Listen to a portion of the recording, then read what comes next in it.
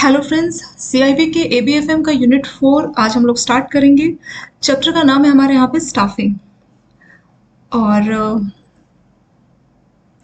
बहुत छोटी सी टर्म है कि हमारा स्टाफिंग, और इस छोटे से टॉपिक को इन्होंने 30 से 32 पेजेस में जो है कवर किया है। तो बहुत ज़्यादा डिटेल में हम लोग पढ़ने वाले हैं बहुत सारी चीज़ें। और जो स्टाफिंग है, स्टाफिंग का एग्जैक्टली मतलब क्या होता है? तो स्टाफिंग में क्या होता है, हम रिक्रूटमेंट करते हैं। कोई भी ऑर्गेनाइजेशन क्या करती है, रिक्रूटमेंट करती है। उसके बाद उसको सेलेक्ट करती है। रिक्रूटमेंट में मतलब बहुत सारे लोग अप्लाई करेंगे किसी जॉब के लिए। सिलेक्शन मतलब मान लीजिए अगर 100 लोगों ने अप्लाई किया तो उसमें से अगर सिर्फ आपने 5 लोगों को सेलेक्ट किया, ठीक है, और फिर उनको प्रॉपर ट्रेनिंग दी जाती है ताकि आप लोग अच्छे से अपना ऑर्गेनाइजेशन का काम कर सके। तो ये सारी चीजें आपके स्टाफिंग में आ जाती हैं। रिक्रूटमेंट करना, रिक्रूटमेंट मतलब जैसे किसी भी जैसे एसबीआई बैंक है, किसी भी बैंक है, उसकी जैसे एसबीआई पीओ की वैकेंसी आती है तो वो क्या रिक्रूटमेंट है। तो रिक्रूटमेंट में कोई भी अप्लाई कर सकता है। सिलेक्शन में क्या होगा कि जिन्होंने प्री क्लियर किया, फिर मेंस एग्जाम क्लियर किया, उसके बाद उन्होंने इंटरव्यू क्लियर किया, जीडी ग्रुप डिस्कशन क्लियर किया, उसके बाद उनको सेलेक्ट कर लिया जाएगा। ठीक है, सिलेक्शन के बाद उनको एक अपॉइंटमेंट लेटर दिया जाएगा और उसके बाद वो क्या हो गए, वो एसबीआई के एम्प्लॉय बन जाएंगे। उसके बाद उनको ट्रेनिंग दी जाती है। तो जब भी आप ज्वाइन करते हैं कोई भी ऑर्गेनाइजेशन तो 1 वीक 2 वीक का ऐसा ट्रेनिंग रहता है। तो वो सारी चीजें आपके स्टाफिंग में आ जाएगी। स्टाफिंग में इस बात का ध्यान रखा जाता है कि हमारी कितनी रिक्वायरमेंट है। अब मान लीजिए एसबीआई पीओ की 1000 वैकेंसीज निकली है तो इसका मतलब 1000 सीट्स की जो है जरूरत है, तो इसीलिए 1000 वैकेंसीज निकाली है। अगर किसी बैंक को मान लीजिए 2000 पीओस की जरूरत है तो वो 2000 वैकेंसीज निकालेंगे। तो इसमें इस बात का भी ध्यान रखा जाता है कि हमारी रिक्वायरमेंट कितनी है, उस हिसाब से रिक्रूटमेंट किया जाता है। तो बहुत सिंपल सी चीज़ है स्टाफिंग, इसमें आपको कुछ भी डिफिकल्ट नहीं लगेगा। बहुत सारी चीज़ें तो जस्ट गो थ्रू करने वाली है, मतलब इसको रीड किया और आपको वैसे ही याद हो जाएगी। ठीक है, और बहुत डिटेल में दिया गया है तो जितना हमारे एग्जाम के लिए जरूरी उतना करेंगे। एक एक टॉपिक को इतने बड़े बड़े पैराग्राफ में दिया है तो जितना हमारे एग्जाम के लिए जरूरी है उसको हम बस उतना ही करेंगे। इंट्रोडक्शन में आ जाते हैं यहाँ पे। इंट्रोडक्शन में कुछ नहीं, बस जो डेफिनेशन है वही आपको देखनी है, स्टाफिंग क्या होता है। ठीक है, थोड़ा सा बेसिक मैंने आपको स्टाफिंग का बता दिया है कि मतलब इसमें क्या होता है। कोई भी जो ऑर्गेनाइजेशन है वो अपने रिक्रूटमेंट करती है स्टाफ का, उनको सेलेक्ट करती है और फिर उनको ट्रेनिंग देकर डेवलप करती है। तो वही चीज यहाँ लिखी है, managers are responsible for building an organization through the process of recruitment. तो ऑर्गेनाइजेशन कैसे बिल्डअप करेगी, वहां पे जो इंप्लॉयज हैं, सही इंप्लॉयज को आप काम के लिए सेलेक्ट करेंगे तो उससे आप अपनी ऑर्गेनाइजेशन को बिल्ड करेंगे। तो इसमें क्या होगा, रिक्रूटमेंट किया जाएगा। फिर रिक्रूटमेंट मतलब 1000 लोगों ने अप्लाई किया तो उस 1000 में से आप किसी 100 को सेलेक्ट कर रहे हैं तो वो जाएगा सिलेक्शन। फिर जो जिनको आपने सेलेक्ट कर लिया, फाइनली आपने अपॉइंट कर लिया, उनको आप क्या करोगे, डेवलप करोगे। कैसे, ट्रेनिंग के थ्रू। तो ये सारी चीजें आपके, ये जो पूरा का पूरा जो प्रोसेस है, इस पूरे प्रोसेस को हम लोग बोलते हैं स्टाफिंग। ठीक है, तो स्टाफिंग में क्या हो रहा है, रिक्रूटमेंट किया जा रहा है। जैसे 1000 वैकेंसीज आई एसबीआई पीओ की तो ये हो गया रिक्रूटमेंट। इसमें लाख लोगों ने 2 लाख लोगों ने अप्लाई कर दिया, ठीक है, तो उसमें से सेलेक्ट किया जाएगा 100 लोगों को। 100 लोगों को सेलेक्ट करने के बाद क्या दी जाएगी, उनको ट्रेनिंग दी जाएगी और ट्रेनिंग से क्या होगा, उनका डेवलपमेंट होगा। तो इस पूरे प्रोसेस को हम लोग बोलेंगे स्टाफिंग। तो बहुत सिंपल से यहाँ पे डेफिनेशन दी है। फंक्शन ऑफ स्टाफिंग, स्टाफिंग का क्या क्या फंक्शन है, मतलब क्या क्या ये काम करते हैं। इसमें लिखा है obtaining qualified individuals for various job position inside the organization is the primary. तो जो मेन ऑब्जेक्टिव है, जो प्राइमरी ऑब्जेक्टिव है स्टाफिंग का, वो यही है कि किसी भी ऑर्गेनाइजेशन के अंदर जो जॉब पोजिशन वैकेंट है उनको फिल करना, एम्प्लॉय को अपॉइंट करके। ठीक है, तो मान लीजिए एसबीआई पीओ की 1000 वैकेंसीज है तो हम स्टाफिंग के थ्रू वो जो वैकेंसीज है उसको फिल करने की कोशिश करते हैं। अगला है the process of staffing ensure that the most qualified candidate are selected for open position. तो जो भी ओपन पोजीशन है, ओपन पोजीशन मतलब जो वैकेंसीज हैं आपके ऑर्गेनाइजेशन में, तो उसमें मोस्ट क्वालिफाइड कैंडिडेट ही सेलेक्ट हो। जैसे एसबीआई पीओ की अगर वैकेंसीज आ रही है तो उसमें उन्होंने क्या किया, प्री रखा है, ठीक है, फिर मेन्स रखा है, फिर उसके बाद इंटरव्यू भी है, फिर आपके पास जीडी भी है, और जब आप मेन लिखोगे तो आपको वहाँ पे एसए भी लिखना होगा। तो इतनी सारी चीजें इसीलिए दी गई है ताकि क्वालिफाइड पर्सन को ही जो है सेलेक्ट किया जा सके। तीसरा है it contribute to the promotion of the most effective and efficient use. तो इसमें इस बात का भी ध्यान रखा जाता है कि जो ह्यूमन रिसोर्स है, ह्यूमन रिसोर्स किसको बोला गया है, जो स्टाफ है, तो स्टाफ को आप एफिशिएंट वे में और इफेक्टिव वे में यूज कर सको। ठीक है, तो इस बात पे भी ध्यान रखा जाता है। मतलब जो भी पर्सन को आप स्टाफिंग के थ्रू अपॉइंट करोगे तो उसमें एफिशिएंसी होनी चाहिए, वो इफेक्टिव वे में उसको यूज करना चाहिए। चौथा है the successful recruitment of right person raise the level of job satisfaction and morale. तो अगर आपने सही पर्सन को आपने जॉब के लिए रिक्रूटमेंट किया है तो वो पर्सन अपने काम से सेटिस्फाई भी होगा और उसका जो है मॉरल जो है वो भी उसको अच्छा लगेगा, उसका जो मॉरल है वो भी अच्छा उसको एक्सपीरियंस होगा। ठीक है, तो अगर आपने सही पर्सन को सही जॉब के लिए अपॉइंट किया तो वो पर्सन उस काम को करके सेटिस्फिकेशन फील करेगा। फिर इसमें बोला है the process of staffing serve to guarantee that human resource are use more effectively. मतलब इफेक्टिव वे में ह्यूमन रिसोर्स यानी जो स्टाफ है उसको आप इफेक्टिव वे में इस्तेमाल करोगे तो ये चीज भी आपके स्टाफिंग में ही आ जाती है। It serves it secures the organisation continue existence as well as continuous expansion. तो वही बोल रहा है कि जो ऑर्गेनाइजेशन है वो एक्सपेंड करती जाती है, ग्रो करती जाती है। ठीक है, तो स्टाफिंग के थ्रू ऐसा होगा, क्योंकि जब तक ह्यूमन रिसोर्स नहीं है तो काम कौन करेगा, जब काम नहीं कोई करेगा तो वो ऑर्गेनाइजेशन ग्रो कैसे करेगी। ठीक है, तो इसीलिए बोला कि स्टाफिंग से क्या है कि जो ऑर्गेनाइजेशन वो कंटिन्यूस ग्रो करती है। Proper people can be place in the right job with the help of staffing. तो आपने जो है स्टाफ लाया है तो उससे क्या होगा कि सही जॉब के लिए आप सही लोगों को सेलेक्ट कर पाओगे। ठीक है, तो वही चीज इसमें बोली। लास्ट पॉइंट है staffing is a function that is used in many different context. तो स्टाफिंग को आप अलग अलग कंटेक्स्ट में यूज कर सकते हैं। It is a responsibility of manager at every level to carry out. तो ये अलग अलग कंटेक्स्ट में होती है, मैनेजर की रिस्पॉन्सिबिलिटीज होती है कि वो इसको कैरी आउट करे। जैसे मान लीजिए जीएम की अगर वैकेंसीज निकलेगी जीएम पोस्ट के लिए, तो उसके लिए बोर्ड ऑफ डायरेक्टर्स जो है वो उनका इंटरव्यू सब लेंगे। अगर छोटी कोई पोस्ट की वैकेंसीज निकलेगी तो उसके लिए जीएम जो है इसका इंटरव्यू लेगा। तो बोल रहा है कि हर मैनेजर्स की रिस्पॉन्सिबिलिटीज होती है अपने अपने लेवल पे कि वो जो है स्टाफिंग को पूरा करे। तो कुछ बेसिक फंक्शंस यहाँ पे दिए। ऑब्जेक्ट ऑफ स्टाफिंग, इसका ऑब्जेक्टिव क्या है? तो देखिए सेम लाइनों को ही इन्होंने बार बार अलग अलग तरीके से लिखा है। इसमें लिखा है कि to get the appropriate employ for the appropriate position. ये हमने ऊपर ही देखा था ना कि सही जॉब के लिए सही पर्सन को अपॉइंट करना। To educate and cultivate the available human resource. तो आपके पास पहले से जो स्टाफ है उनको एजुकेट करना, ठीक है, कल्टिवेट करना, मतलब उनको प्रॉपर ट्रेनिंग ये सब देना, तो वो भी हमारा स्टाफिंग का objective. To design the policy for personal matter. जैसे मान लीजिए ट्रांसफर को लेके, प्रमोशन को लेके पॉलिसीज बनाना अपने पर्सनल स्टाफ को लेके, तो वो भी आपका स्टाफिंग में आ जाएगा। To effectively shape the available human resource to motivate those resource towards. तो बोल रहा है जो आपके पास ऑलरेडी ह्यूमन रिसोर्स है, मतलब जो ऑलरेडी स्टाफ है, तो उनको आप मोटिवेट करोगे और ताकि वो अच्छा परफॉर्म करे। ठीक है, आपको उनको मोटिवेशन देनी है ताकि वो अच्छा परफॉर्म करे। लास्ट पांचवा पॉइंट है to create a positive and productive working culture connection between employer and employ. तो मतलब जो एम्प्लॉयर है, आपकी जो ऑर्गेनाइजेशन है, हमारे एग्जांपल में एसबीआई, और एम्प्लॉय मतलब मान लीजिए कोई पीओ सेलेक्ट हुआ है, तो उनके बीच में एक प्रोडक्टिव वर्किंग जो है कनेक्शन बनाना है, एक पॉजिटिविटी होनी चाहिए। मतलब जो स्टाफ है, जो नया पर्सन एसबीआई पीओ के लिए अपॉइंट हुआ है, तो उसको पॉजिटिविटी, मतलब उसको बहुत पॉजिटिव फील होना चाहिए कि हाँ मैं एक सही ऑर्गेनाइजेशन में काम कर रहा हूँ। To ensure that demand of workers are meet to the workers association. तो जो वर्कर्स है, जो आपके एम्प्लॉय है, उनकी डिमांड आपको पूरी करनी है, उनको सेटिस्फाई करना है, सो that they can become dedicated. अब मान लीजिए कोई फ्रस्ट्रेटेड एम्प्लॉय है, मान लीजिए एसबीआई का पीओ, उसने ज्वाइन किया और उसके रात के 10-10 बजे तक बैठ के वो काम कर रहा है, तो अब अपने घर वो पहुंचेगा रात के 11 बजे, तब घर में सब लोग सो चुके होंगे, तो उसको बहुत ज्यादा नेगेटिव फील होगी, उसको कुछ भी जो है सेटिस्फिकेशन की फीलिंग उसमें नहीं आएगी। तो अपने काम को लेके जो है सेटिस्फिकेशन भी होना चाहिए। ठीक है, ताकि वो अपनी ऑर्गेनाइजेशन के लिए भी डेडिकेटेड और लॉयल फील करें। मतलब वो अपनी ऑर्गेनाइजेशन के लिए लॉयल कब फील करेंगे? लॉयल्टी उनको तब महसूस होगी जब ऑर्गेनाइजेशन के काम से, ऑर्गेनाइजेशन से वो सेटिस्फाई होंगे। उससे ये बदले अगर वो एसबीआई का पीओ अगर मान लीजिए 7 बजे चला जाता है और 7:30 तक अपने घर पहुंच गया, तो एटलीस्ट 2-3 घंटा उसने अपनी फैमिली के साथ अपना कुछ टाइम स्पेंड किया। तो मतलब ऐसा नहीं है कि सिर्फ आप उनकी प्रोफेशनल लाइफ ही देख रहे हैं, उनकी पर्सनल लाइफ को भी आपको इक्वल इंपॉर्टेंट देना है। बहुत सारी कंट्रीज है, फॉरेन कंट्रीज, जिसमें प्रॉपर पॉलिसीज बनाई गई है ताकि पर्सनल और आपकी प्रोफेशनल लाइफ के बीच में प्रॉपर बैलेंसिंग बनाई जाए। तो वही चीजें यहाँ पे भी होनी चाहिए। To keep positive human interaction in place in order to foster strong morale among. तो वो जो वर्क फोर्सेस है, ठीक है, वर्क फोर्सेस है, उनके बीच में पॉजिटिव इंटरेक्शन बनाना है, ह्यूमन इंटरेक्शन, ताकि वो अच्छा उनका मॉरल बूस्टर हो और वो अच्छे से जो है काम करे। तो ये सारे हमारे स्टाफिंग के ऑब्जेक्टिव होंगे। नेचर ऑफ स्टाफिंग, स्टाफिंग में क्या क्या चीजें आ जाएंगी? तो पहला है concentrate on individuals, the process of staffing. तो इसमें क्या हो रहा है? स्टाफिंग मतलब सेलेक्ट करना, अपॉइंट करना, तो ये इंडिविजुअल्स पे डिपेंड करता है, इंडिविजुअल्स के आसपास ही डील करता है। The process of staffing is concern with effective utilisation. तो स्टाफिंग में इस बात का ध्यान रखा जाएगा कि जो ह्यूमन रिसोर्स है, जो आपके स्टाफ है, उसको इफेक्टिव वे में यूटिलाइज किया जाए। ठीक है, और जो भी वर्कर्स है, जो भी आपके एम्प्लॉय जो काम कर रहे हैं, तो वो अपने जितना एक्सटेंड हो सके, मतलब अपना मैक्सिमम आउटपुट दे, ताकि ऑर्गेनाइजेशन का गोल और जो ऑब्जेक्टिव है उसको अचीव किया जा सके। सेकेंड है oriented towards development. This means that focus is on maximising the potential. तो इसमें वही बोल रहा है कि जो आपके एम्प्लॉयज है उनका मैक्सिमम पोटेंशियल आपको इस्तेमाल करना है। तीसरा है an all pervasive function. Staffing is essential to the operation of every business. It is significant component. तो बोल रहा है कि हर बिजनेस के लिए, चाहे वो प्रॉफिट वाली हो या नॉन प्रॉफिट हो, तो हर किसी के लिए जो है स्टाफिंग बहुत इंपॉर्टेंट कंपोनेंट है। मतलब चाहे वो आप प्रॉफिट का बिजनेस करें या नॉन प्रॉफिट का कोई बिजनेस करें, तो दोनों ही केस में स्टाफ मतलब एम्प्लॉय तो होने चाहिए ना। चाहे आप बिना प्रॉफिट के भी कोई काम कर रहे हैं, नॉन प्रॉफिट ऑर्गेनाइजेशन होती है ना, तो वो उनके वहां भी तो काम करने के लिए स्टाफ तो होते ही है। तो बोल रहा है कि हर बिजनेस के लिए स्टाफ जरूरी है, चाहे आप बिजनेस प्रॉफिट के लिए कर रहे हो या नॉन प्रॉफिट ऑर्गेनाइजेशन, सबके लिए स्टाफ होना जरूरी है। एंड ऑनगोइंग प्रोसेसर्स, तो जैसे कोई भी ऑर्गेनाइजेशन है, जैसे एसबीआई की बात करते हैं, तो उसमें क्या था, हर साल इसकी वैकेंसीज आती है। तो ऐसा नहीं है कि एसबीआई ने 2023 में वैकेंसीज दी और फिर अब बात खत्म, अब वो कभी वैकेंसीज नहीं देगा, ऐसा नहीं होगा। तो इसमें बोल रहा है कि ये कभी कंक्लूजन, मतलब उसका दाइन नहीं होता है, ये चलता रहता है, ये एक ऑनगोइंग प्रोसेस है। ठीक है।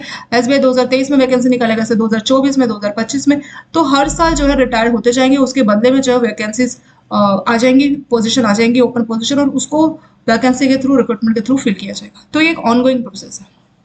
ह्यूमन ऑब्जेक्टिव, ह्यूमन ऑब्जेक्टिव में बोला है this help employ reach their full potential so that they can experience the satisfaction. तो बोल रहा है कि स्टाफिंग में इस बात का ध्यान रखा जाता है कि जो भी आपके स्टाफ है, ठीक है, जो भी आपके स्टाफ है वो फुल पोटेंशियल, मतलब अपना जितना उनके अंदर काबिलियत है उस हिसाब से वो काम करे, ताकि उनको अपने काम से सेटिस्फिकेशन मिले, ठीक है, उनको एक्सपीरियंस हो, अच्छा सा सेटिस्फिकेशन वो महसूस करे अपने काम से, वैसा इसमें होना चाहिए। 6 पॉइंट है focus on both individual and group to achieve goal. तो स्टाफिंग इस बात पे भी कंसर्न होती है कि इंडिविजुअल के, चाहे वो अपने गोल हो, एम्प्लॉय के अपने इंडिविजुअल गोल हो या जो ग्रुप गोल है, उनको वो पूरा करे। जैसे मान लीजिए इंडिविजुअल गोल कैसे होगा, जैसे मान लीजिए कोई भी ब्रांच है एसबीआई की, और वहां पे एक मान लीजिए अकाउंटेंट को अपॉइंट किया गया, तो अकाउंटेंट को कुछ गोल्स दिए कि तुम्हें इतने अकाउंट ओपनिंग फॉर्म्स लेने हैं, इतना बजट अचीव करना है, इतना गोल्ड लोन, अगर गोल्ड लोन का बिजनेस है तो वो अकाउंटेंट के ऑब्जेक्टिव हो गए, ठीक है, तो वो उसका इंडिविजुअल होगा।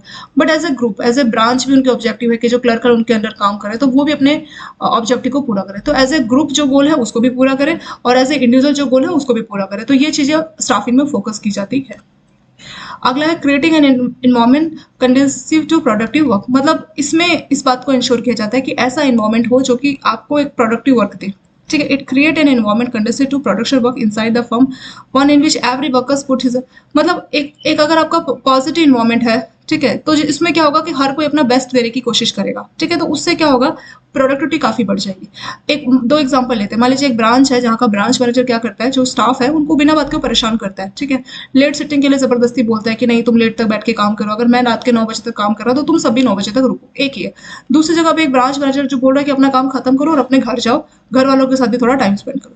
तो इन दो में क्या होगा कि यहाँ का जो कल्चर होगा बहुत ज्यादा खराब होगा, वहाँ के जो स्टाफ होंगे वो काफी फ्रस्ट्रेटेड होंगे, क्योंकि उनको मालूम है ना चाहते हुए भी उनको 8-9 बजे तक रुकना है, तो उनका कोई भी काम में प्रोडक्टिव वर्क नहीं होगा, मतलब काम तो वो करेंगे बट उसमें कोई प्रोडक्टिविटी नहीं होगी।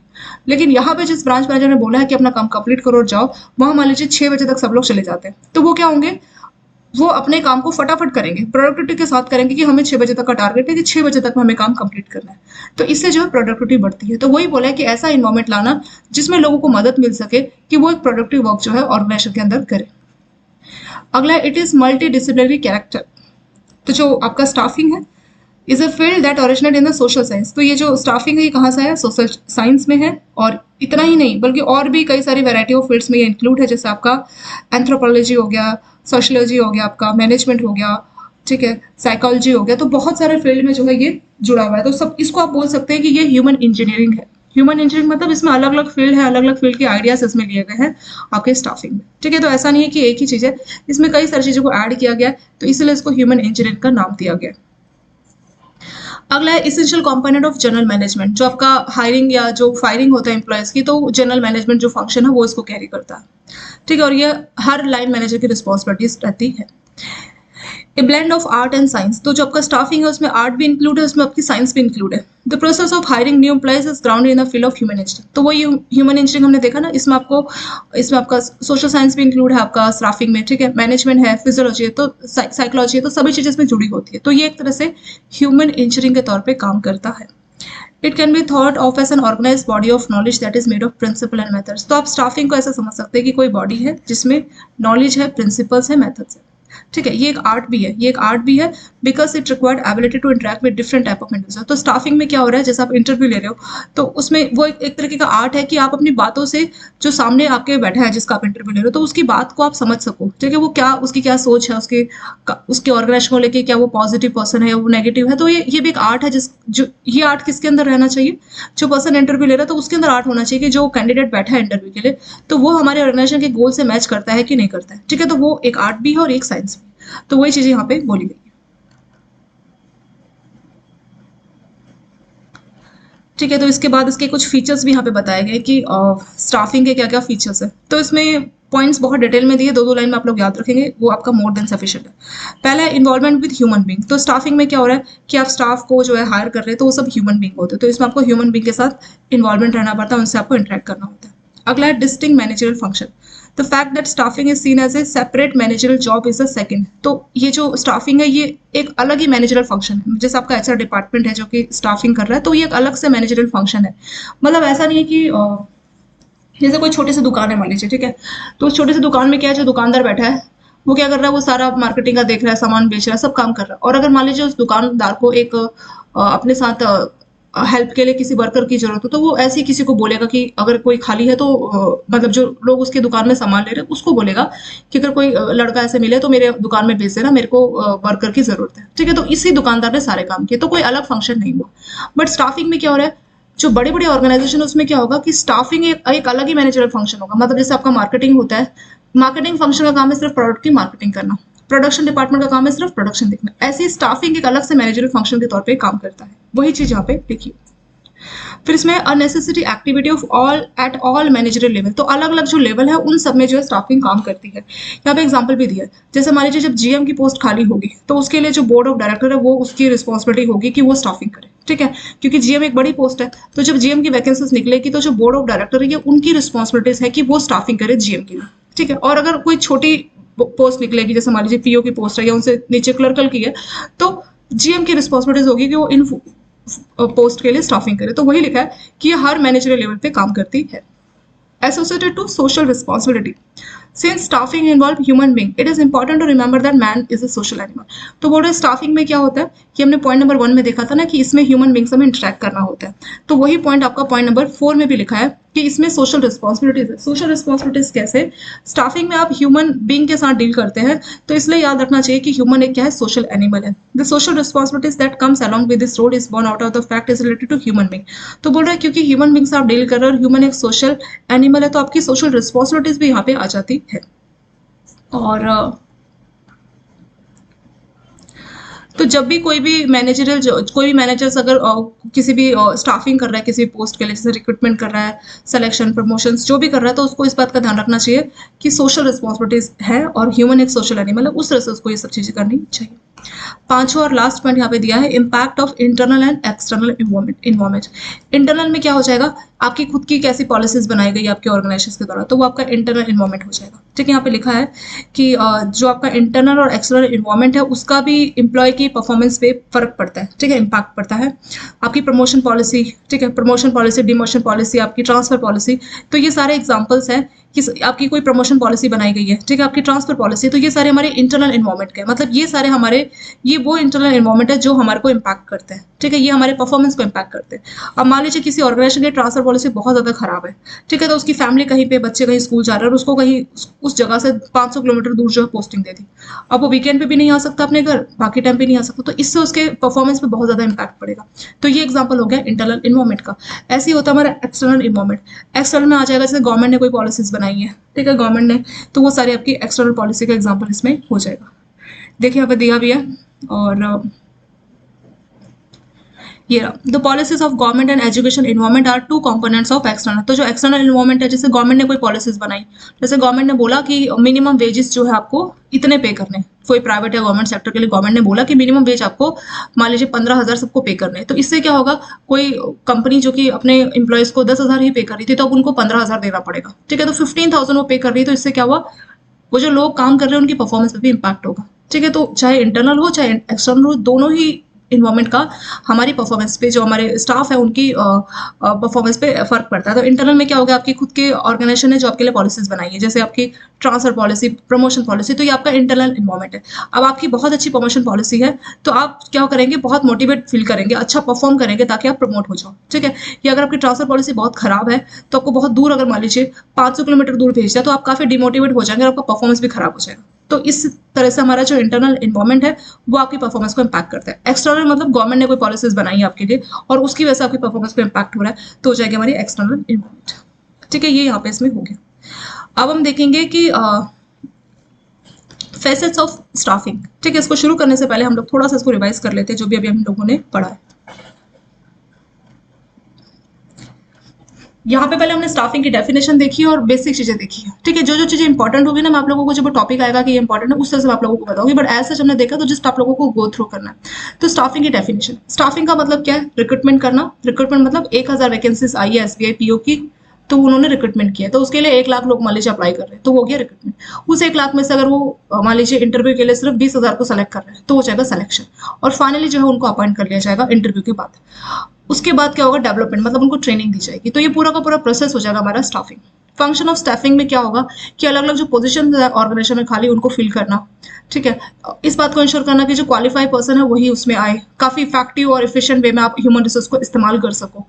और जॉब सेटिस्फिकेशन भी होनी चाहिए, जो वर्कर्स आपके यहाँ काम कर रहे हैं उनका जॉब सेटिस्फिकेशन इंप्रूव करना, ये भी एक अच्छा रिक्रूटमेंट का प्रोसेस ही होता है। उसी को हम सक्सेसफुल रिक्रूटमेंट बोलेंगे, जब लोग जो है सेटिस्फाई होकर काम कर रहे हैं आपकी ऑर्गेनाइजेशन में।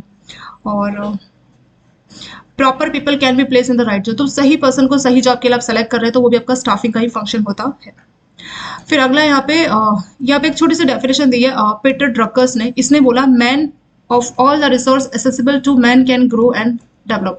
तो बोल रहा है जितने भी रिसोर्स होते हैं उसमें से मैन ही एक ऐसा रिसोर्स है जो कि ग्रो कर सकता है, डेवलप कर सकता है। तो इसका मतलब बहुत इंपॉर्टेंस है, आपको जो मैन है, जो आपका ह्यूमन रिसोर्स है, उसको आप सेलेक्ट कर रहे हैं, तो उसके लिए आपको बहुत ज्यादा ध्यान रखना चाहिए, क्योंकि मैन ही एक ऐसा रिसोर्स है जो कि ग्रो करेगा। अब कोई आदमी है, मान लीजिए किसी को आपने क्लर्कल जो है सेलेक्ट किया, तो फ्यूचर में क्या पता वो क्लर्कल क्या बन जाए, चेयरमैन बन जाए, ठीक है। किसी को आपने से पीओ सेलेक्ट किया, तो वो ग्रो करते करते क्या बन गया, चेयरमैन बन गया। तो जैसे आपकी एसबीआई की जो चेयरमैन थी अरुंधति भट्टाचार्य, तो वो एज ए पीओ जो है अपॉइंट की गई थी, बाद में वो एसबीआई की चेयरमैन बनी। तो उसमें क्या हो रहा है, वो ग्रो इतनी हो गई, इतनी डेवलप हो गई कि वो चेयरमैन की पोस्ट के लायक थी, ठीक है। चेयरमैन उनको बनाया गया, और उन्हीं के टेंडर के दौरान जो एसबीआई के बैंक है उन सबको मर्जर वो सब किया गया।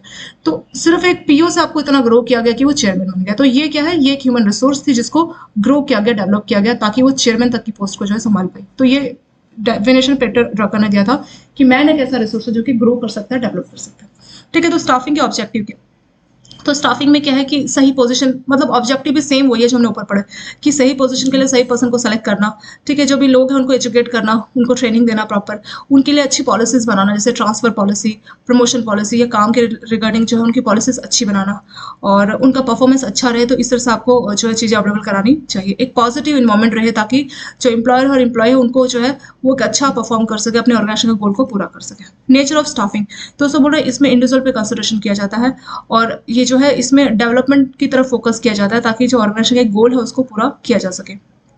फिर एंड ऑल परवेसिव फंक्शंस, तो बोल रहा है कि चाहे आपकी ऑर्गेनाइजेशन प्रॉफिट हो या नॉन प्रॉफिट हो, तो हर तरह की ऑर्गेनाइजेशन में स्टाफिंग बहुत जरूरी होती है।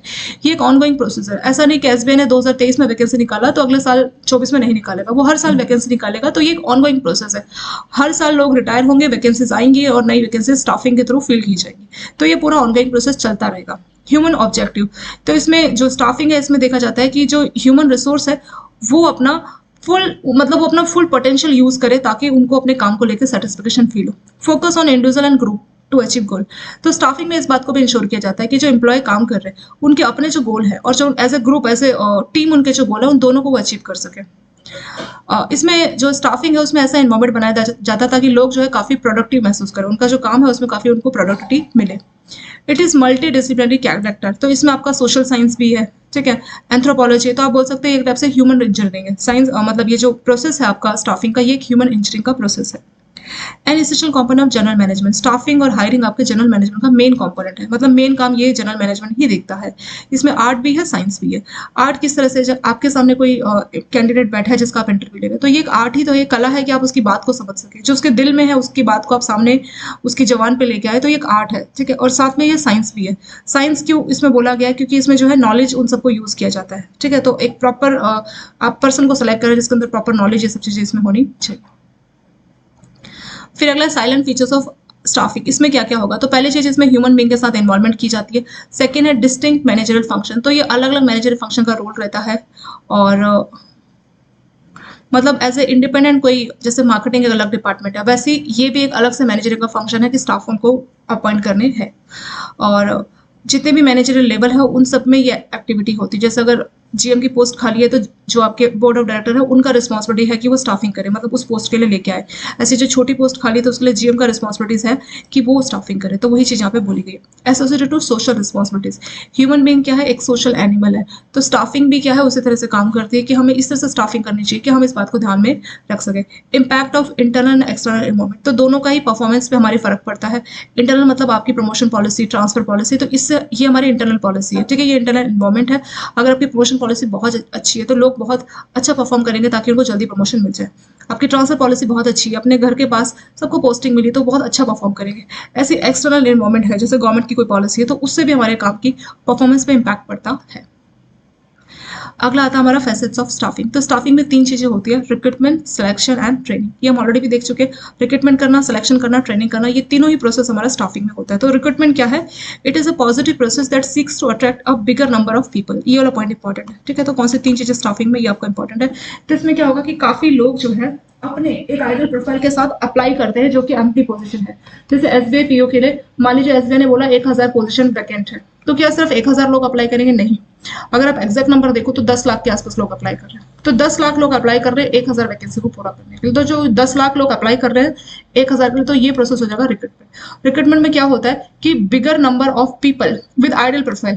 अब मान लीजिए एसबीआई पीओ ने बोला मिनिमम ग्रेजुएशन होना चाहिए, ग्रेजुएशन में 60% मार्क्स होने चाहिए, तो उस वो वाले लोग जो कि आइडियल है, इस उनकी जो प्रोफाइल मैच कर रही है, तो वो वाले लोग इसके लिए अप्लाई करेंगे, इस एम्प्टी पोजीशन को फिल करने के लिए अप्लाई करेंगे। सेकेंड आता है सिलेक्शन। सिलेक्शन में क्या होगा?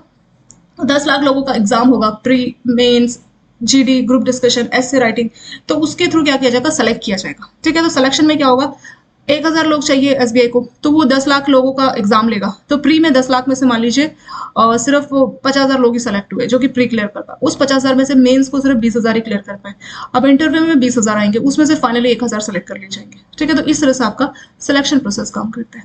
लास्ट आता है ट्रेनिंग। ट्रेनिंग में क्या होगा कि जब आप सेलेक्ट हो गए, आपको अपॉइंटमेंट लेटर मिल गया, तो उसके बाद क्या होगा कि आपको ट्रेनिंग दी जाएगी ताकि आप जो है अपना काम, अपने जॉब को एफिशिएंट वे में कर सको। तो 3 चीजें, रिक्रूटमेंट में कई सारे लोग अप्लाई करेंगे, जिन लोगों ने अप्लाई किया उनको सेलेक्ट किया जाएगा इस प्रोसेस में। इसे मतलब मेनली एलिमिनेशन किया जाएगा, मतलब जो भी आपने एप्लीकेशन भेजी है उसको रिव्यू किया जाएगा, देखा जाएगा, और जो चीज आपके ऑर्गेनाइजेशन के सबसे मैच नहीं करती तो उसको एलिमिनेट कर दिया जाएगा, उनको हटा दिया जाएगा, और जो बेस्ट फिट करते हैं आपकी पोजीशन के लिए, ओपन पोजीशन के लिए, उनको अपॉइंट कर लिया जाएगा।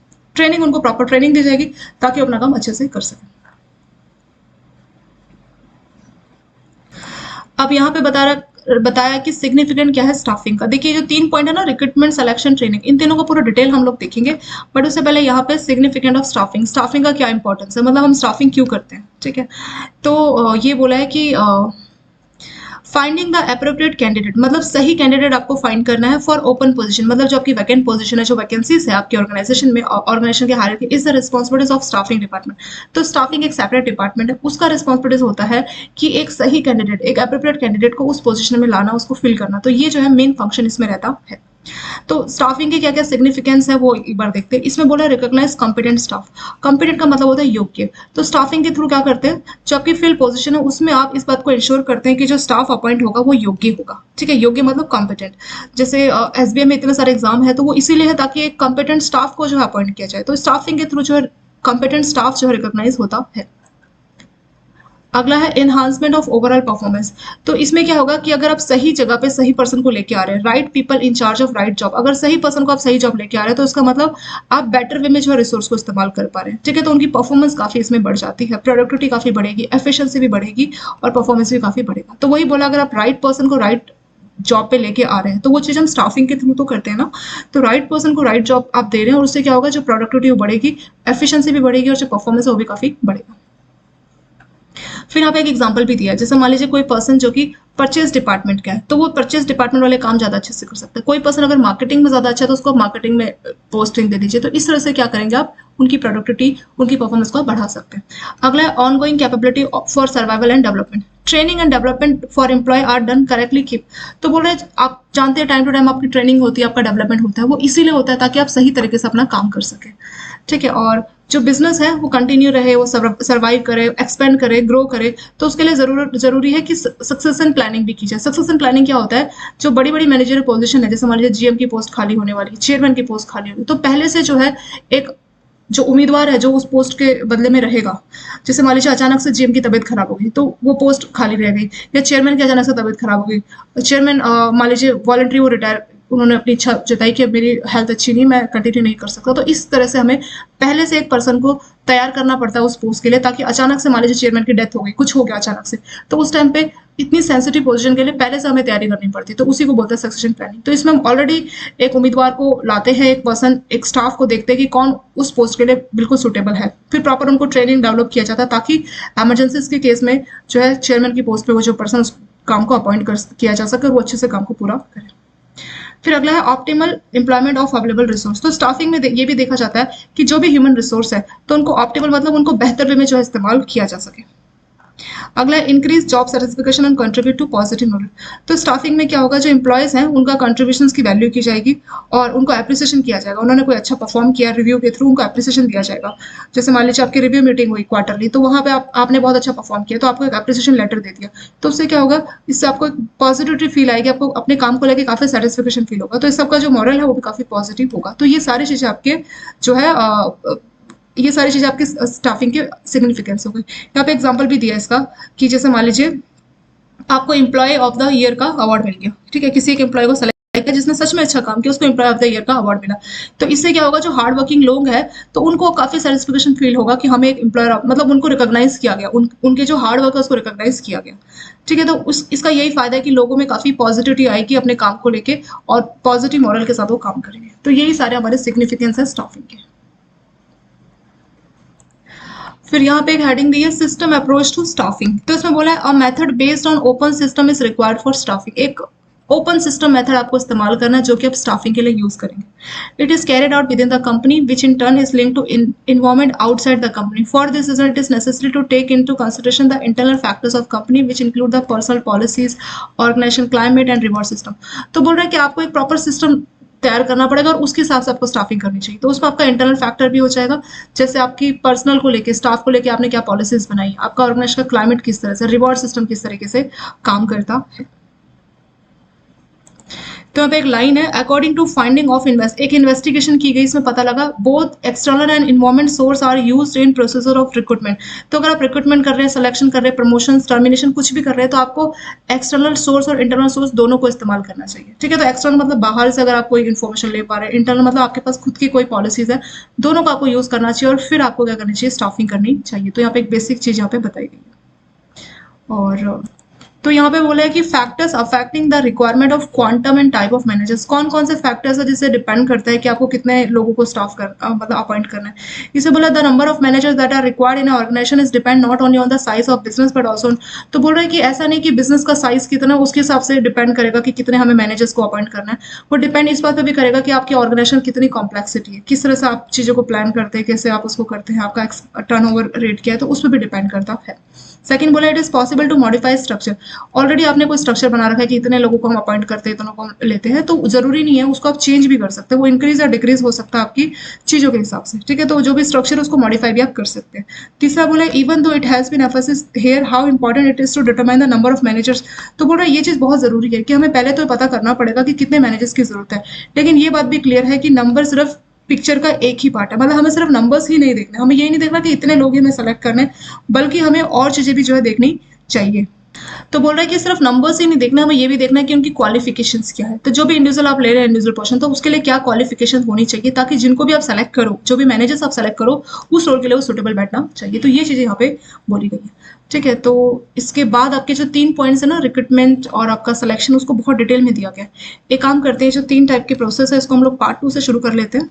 ठीक है, क्योंकि 3 प्रोसेस हम लोग लाइन से करेंगे, रिक्रूटमेंट, फिर सिलेक्शन, फिर प्लानिंग। तो पूरा डिटेल यहाँ पे दिया गया है, तो अभी उसमें 15-20 मिनट आराम से आपका लगेगा, तो उसको हम लोग पार्ट 2 में डिस्कस करेंगे और शॉर्ट में इसको रिवाइज करते हैं। ठीक है, तो सिग्निफिकेंस क्या है स्टाफिंग का, यहाँ पे हमने देखा था ना फैसेट्स ऑफ स्टाफिंग, इसमें 3 चीजें, रिक्रूटमेंट, सिलेक्शन, ट्रेनिंग। इसका जो डिटेल है वो तो हम पार्ट 2 से करेंगे, पर बेसिक यहाँ पे दिया है। रिक्रूटमेंट में आप क्या कर रहे हैं कि कई सारे लोगों को बुला रहे हैं ताकि आप अपनी पोस्ट को फिल कर सके। जैसे 1000 पोस्ट है तो उसके लिए 10 लाख लोग अप्लाई कर रहे हैं, तो वो रिक्रूटमेंट हो जाएगा। सिलेक्शन, उस 10 लाख में से आप 1000 लोगों को जैसे pre, main, SC, group discussion, उसके थ्रू आप उनको सेलेक्ट कर रहे हैं और ट्रेनिंग में उनको आप डेवलप कर रहे हैं ताकि वो आपके ऑर्गेनाइजेशन का काम कर सके।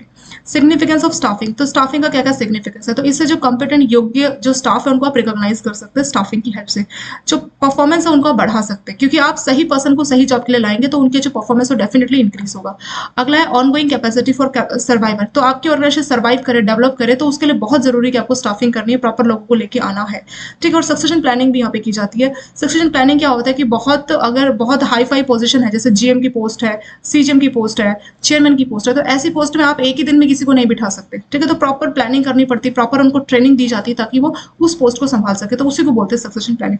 अब मान लीजिए चेयरमैन बहुत सेंसिटिव पोस्ट है, क्योंकि चेयरमैन के डिसीजन से सारी ऑर्गेनाइजेशन को बहुत बड़ा इंपैक्ट होता है। तो ऐसा नहीं कि पुराना चेयरमैन चला गया या अचानक से उसको एक्सपायर हो गया, कुछ हार्ट अटैक आ गया, कोई तबियत अचानक से खराब हो गई, तो बदले में हम ऐसा नहीं कि किसी और को हम बोलेंगे कि तुम एक ही दिन में चेयरमैन बन जाओ, ऐसा नहीं होता। पहले से हम एक पर्सन को रेडी करना होता है। इन केस ऑफ इमरजेंसीज जो है हम सक्सेशन प्लानिंग के तहत उनको रेडी करते हैं। इमरजेंसीज के टाइम पे फटाफट उनको चेयरमैन की पोस्ट पे बिठाया जाता है, ठीक है। तो हर पोस्ट के लिए सक्सेशन प्लानिंग नहीं होता। मान लीजिए क्लर्कल की पोस्ट खाली होगी तो उसको तो कोई भी देख सकता है। जो बड़ी बड़ी सेंसिटिव पोस्ट होती है उनके लिए सक्सेशन प्लानिंग की जाती है, छोटी मोटी पोस्ट के लिए नहीं की जाती। जैसे सीजीएम हो गया, डीजीएम हो गया, जीएम हो गया, तो बड़ी बड़ी पोस्ट के लिए सक्सेशन प्लानिंग की जाती है। अगला optimal employment of available resource. तो जो भी आपके पास रिसोर्स है, जो भी आपके पास स्टाफ है, उनको आप ऑप्टिमम मतलब सही तरह से इस्तेमाल कर पाते हो। स्टाफिंग से ऐसा हो पाता है। मतलब इसमें ऐसा नहीं कि आप ओवर मतलब अंडर यूटिलाइजेशन करो। अंडर यूटिलाइजेशन मतलब मान लीजिए 10 लोग हैं, 10 लोगों की जगह और आपने पे 20 लोगों को अपॉइंट किया, तो वो अंडर यूटिलाइजेशन हो जाएगा। ओवर यूटिलाइजेशन भी नहीं करना। ऐसा नहीं कि 10 लोगों की जगह और आपने सिर्फ वहाँ पे 2 ही लोगों को अपॉइंट किया, तो दोनों चीजें नहीं होनी चाहिए। ओवर यूटिलाइजेशन भी नहीं होना, अंडर यूटिलाइजेशन भी नहीं होना, तो ऑप्टिमल यूज होना चाहिए। Increase job satisfaction. तो इसमें आप सही पर्सन को सही जगह पे ला रहे हैं, तो इससे लोगों को अपने काम को लेकर काफी सेटिस्फाई फील होता है और वो एक पॉजिटिव मोरल के साथ आते हैं, ठीक है। और जैसे मान लीजिए आपने क्या किया स्टाफिंग में कि आपने किसी को एम्प्लॉय ऑफ द ईयर का अवार्ड दे दिया, अच्छे से आपने रिव्यू किया, रिव्यू में आपने देखा कि काफी हार्ड वर्किंग, और आपने उसके बात को सबके सामने रखा, आपने उसको कोई अवार्ड दिया किसी हार्ड वर्किंग को कि एम्प्लॉय ऑफ द ईयर। तो ये सारे हमारे इन सबसे क्या होगा कि जॉब सेटिस्फिकेशन की फीलिंग उनको जो है स्टाफ को आती है। फिर अगला सिस्टम अप्रोच टू स्टाफिंग। तो स्टाफिंग में क्या सिस्टम अप्रोच काम करना चाहिए। तो बोल रहे हैं कि जो भी आप स्टाफिंग करो तो आप इंटरनल एक्सटर्नल दोनों की हेल्प ले सकते हो, तो उससे आप बेटर वे में जो है स्टाफिंग कर पाएंगे। और स्टाफिंग में कौन कौन से फैक्टर्स ध्यान रखे जाते हैं, ठीक है। कि क्वांटम मतलब कितने हमें मैनेजर्स की जरूरत है, किस टाइप के मैनेजर्स की जरूरत है, तो उसके लिए हमें क्या क्या फैक्टर्स देखने चाहिए। इसे बोला था number of managers that are required. तो ऑर्गेनाइजेशन में कितने मेंबर्स, कितने मैनेजर चाहिए। तो ऐसा नहीं कि आपके बिजनेस पे डिपेंड करता है, बिजनेस पे, बल्कि इस बात पे डिपेंड करता है कि आपके बिजनेस के ऑर्गेनाइजेशन स्ट्रक्चर कितना कॉम्प्लेक्स है, तो उस पर भी डिपेंड करेगा कि कितने मैनेजर्स आपको अपॉइंट करना है। फिर बोला है कि अगर मतलब हो सके तो जो आपका पुराना स्ट्रक्चर है कि इतने को ही हम अपॉइंट करते हैं, तो उसको आप मॉडिफाई भी कर सकते हो, उसको आप इंक्रीज या डिक्रीज भी कर सकते हैं। डिपेंड करेगा कि किस तरह से आपका जो ऑपरेशन है वो एक्सपेंड हो रहा है या कॉन्ट्रैक्ट हो रहा है, तो उस तरह से आप उसको डिक्रीज या इंक्रीज भी कर सकते हैं। जो भी आपके पुराने मैनेजर्स हैं उनको आप जो अपॉइंट कर रहे हैं उस नंबर्स को आप डिक्रीज और इंक्रीज भी कर सकते हैं। बोल रहे हैं कि यहाँ पे जो है 2 बातों को ध्यान रखा जाता है। सिर्फ ये नहीं देखा जाता कि जो पर्सन है उसको आप सेलेक्ट कर रहे हैं कितने लोग हैं, नंबर्स जो है पिक्चर का एक ही हिस्सा है। दूसरी चीज ये भी है कि जिसको भी आप अपॉइंट कर रहे हैं वो क्वालिफाई होना चाहिए, वो सुटेबल होना चाहिए उस रोल के लिए। तो 2 चीजें हमें ध्यान रखनी चाहिए कि नंबर्स अगर आप देख रहे हैं कि हाँ इतने लोगों की जरूरत है तो वो एक बात है। दूसरी बात क्या है कि हमें उसकी क्वालिफिकेशन भी देखनी है कि ये उस रोल के लिए सुटेबल है कि नहीं। इसके साथ ये पार्ट आपका हो गया। थोड़ा सा बड़ा है तो मेरे को लगता है कि 2-3 पार्ट इसके और लगेंगे। तो पार्ट 2 में इसके आगे वाला टॉपिक हम लोग डिस्कस करेंगे। वीडियो अच्छी लगे लाइक सब्सक्राइब शेयर जरूर करें। Thank you so much for watching this video.